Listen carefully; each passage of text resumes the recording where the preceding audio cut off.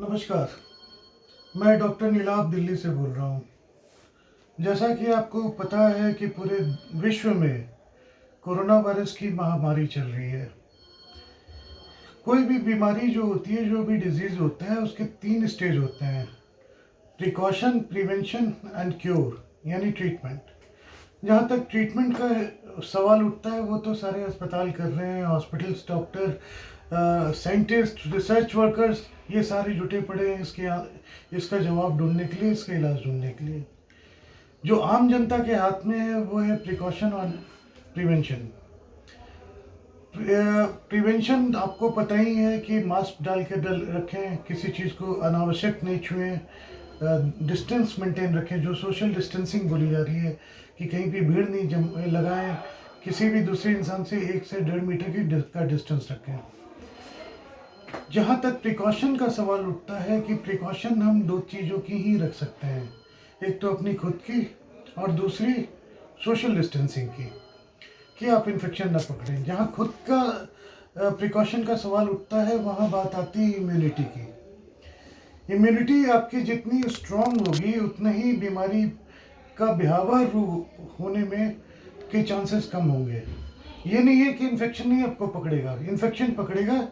Corona virus का infection भी होगा, लेकिन वो लाइट होगा। इम्यूनिटी कैसे बढ़ाएं, ये हमारे हाथ में है। इसके कई तरीके हैं। मैं आपको सारी चीज़ें एक एक करके पॉइंट वाइज डिस्कस करता चलूँगा, और मैं सारी पैथीज सब कुछ की बात करूँगा जहाँ इम्यूनिटी का सवाल उठता है। इम्यूनिटी बढ़ाने के लिए जो सबसे इम्पोर्टेंट चीज़ होती है, वो होता है स्ट्रेस को कम रखना। जितना आपका स्ट्रेस बढ़ेगा, उतना ही आपकी इम्यूनिटी डाउन होती जाती है। तो अगर आप काम कर रहे हैं, तो ये बहुत ही ज़रूरी है कि आप बीच बीच में छोटा छोटा ब्रेक लेते रहें। नॉन स्टॉप बैठ के 6 घंटे, 8 घंटे, 10 घंटे काम ना करें। बीच में ब्रेक लेते रहें और काम करते रहें। जो स्ट्रेस बस्टर्स होते हैं, जो स्ट्रेस को कम करते हैं, वो 3 चीज़ें होती हैं। जैसे मेडिटेशन। मेडिटेशन बहुत ही अच्छा स्ट्रेस बस्टर माना जाता है, जो आपको, आपके दिमाग को बिल्कुल कूल डाउन कर देता है, और ये मेडिटेशन आपकी इम्यूनिटी को भी बूस्टअप करता है। लाफिंग, हंसना एक बहुत ही अच्छा स्ट्रेस बस्टर्स होता है। चाहे आप घर वालों के साथ बैठ के किसी बात पे हंसें, या किसी जोक पे हंसें, या कोई कॉमेडी पिक्चर देख के हंसें, लेकिन laughing is a very good stress buster. तीसरा, डांसिंग। जब आप डांस करते हैं, घर पे सब कोई घर पे बैठे हैं, अभी लॉकडाउन का फेज चल रहा है, तो dancing is again a very good stress buster, जो आपकी इम्यूनिटी को बढ़ाता है। एक्सरसाइज भी होती है और आपकी इम्यूनिटी भी रेज करती है। एक छोटी सी रिक्वेस्ट है कि इस वक्त में इंटरनेट, टीवी, मोबाइल, इस पे ज़्यादा ना लगे, क्योंकि हमें ये लगता है कि हम इस पे लग के अपना टाइम पास कर रहे हैं, बट ग्रेजुअली जितने भी हम इन न्यूज़ पे जाते हैं, ये हमारे स्ट्रेस लेवल को हाई करता है, जो हम घर बैठे बैठे स्ट्रेस को ले रहे हैं। एट द सेम टाइम एक डिप्रेसिव फेज शुरू हो जाता है, क्योंकि हमारे पास प्रोडक्टिव करने को बहुत कुछ नहीं है, और आप लगातार टीवी पे बैठे हैं, या मोबाइल देख रहे हैं, या कोरोना वायरस की बातें कर रहे हैं, इन्फेक्शन की बातें कर रहे हैं, मौत की बातें कर रहे हैं, तो ग्रेजुअली ये पूरी की पूरी इन्वायरमेंट डिप्रेसिंग हो सकती है। इसे जहाँ तक हो सके आप अवॉइड करें। परिवार वालों के साथ बैठें, हंसें, उनके साथ डांस करें, नई नई हॉबीज़ की प्रैक्टिस करें, मेडिटेशन करें, yoga is again a very good stress buster, जिस पे मैं आगे आऊँगा। दूसरी इंपॉर्टेंट पॉइंट होती है स्लीप। नींद आपकी प्रॉपर होनी चाहिए, जो कम से कम 6 से 8 घंटे की स्लीप कही जाती है। तो अभी तो घर पे ही बैठे हैं, बहुत ज़रूरी है कि आप शाम के वक्त कोई भी एक टाइम डिसाइड कर लें, 9 बजे, 10 बजे, उसके बाद टीवी ऑफ करके आप सो जाएं। दिन में भी अगर वक्त मिल रहा है, तो दोपहर के लंच के बाद आधे घंटे, 1 घंटे या 2 घंटे की स्लीप लें। जब स्लीप जो होती है, वो इनएक्टिविटी का फेज़ नहीं होता, ये वो फेज़ होता है जब आपका बॉडी रिपेयर कर रहा होता है खुद को। और जब बॉडी रिपेयर होती है, तो नेचुरली हमारी इम्यूनिटी का लेवल हाई होता चला जाता है। तीसरा इंपॉर्टेंट पॉइंट होता है रेगुलर एक्सरसाइजेज। रेगुलर एक्सरसाइजेज में मैं योगा और प्राणायाम की बात जरूर करना चाहूँगा। योगा और प्राणायाम साइंटिफिकली प्रूवन है कि आपकी इम्यूनिटी को बूस्ट करता है। तो जहाँ आपकी बॉडी को फिट रखता है, उसके साथ साथ आपकी इम्यूनिटी को भी ये रेज देता है। डांसिंग मैंने पहले ही बात करी, आप घर के कमरे के अंदर ही चलना शुरू करें, थोड़ी थोड़ी करके थोड़ा बहुत जो भी आप एक्सरसाइज कर सकते हैं। एक्सरसाइज बहुत ही अच्छा स्ट्रेस बूस्टर है जो बॉडी की ओवरऑलिंग करता है।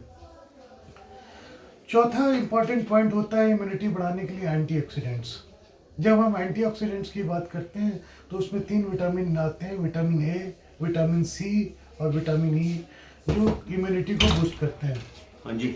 और विटामिन ए की अगर हम बात करते हैं तो विटामिन ए जो नॉर्मली पाया जाता है अच्छे खासी मात्रा में, वो है कॉड लिवर ऑयल, अंडा, ऑरेंजेस, येलो वेजिटेबल्स, जितने भी येलो वेजिटेबल्स होते हैं, फ्रूट्स, येलो फ्रूट्स जैसे मैंगो, आम, आम में बहुत ही ज़्यादा विटामिन ई की मात्रा होती है, ब्रोकली, पालक का साग, ये सारे विटामिन ई के बहुत अच्छे सोर्स होते हैं।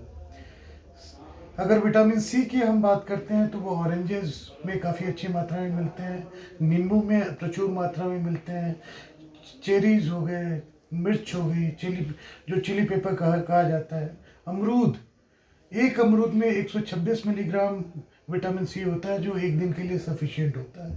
तो अगर आप रोज़ एक अमरूद खाते हैं तो आपको अलग से विटामिन सी लेने की ज़रूरत नहीं होती है। कीवी हो गया, ब्रोकली हो गया, ये सारे काफ़ी रिच सोर्स है विटामिन सी के। विटामिन ई की बात करें तो वो सनफ्लावर ऑयल हो गया, आलमंड्स हो गया, पीनट्स हो गए, एवोकाडो हो गए, ट्राउट्स हो गए, सैल्मन फिश हो गई, अमरूद हो गया, कीवी हो गया, कैश्यू नट्स, ये सारी चीज़ें हैं, बेरीज, ब्लैकबेरीज, ब्रैनबेरीज, क्रैनबेरीज, ये सारे काफ़ी रिच सोर्स हैं विटामिन ई के। नॉर्मली बोला जाता है कि अगर एक मुट्ठे में जितना आता है, अगर उतनी आप आलमंड्स, कैश्यू नट्स ये लेके खाते हैं तो that is more than sufficient for vitamin E. इतना आपको रोज़ खाना चाहिए, एक मुट्ठे के बराबर। वैसे ही जो नेचुरोपैथ वाले हैं वो इस चीज़ को बतला रहे हैं कि च्यवनप्राश बहुत अच्छा सोर्स है आपकी इम्यूनिटी को बूस्ट करने के लिए, क्योंकि वो कई सारे हर्ब्स से बनता है जो आपकी इम्यूनिटी को नेचुरली बूस्ट करते हैं।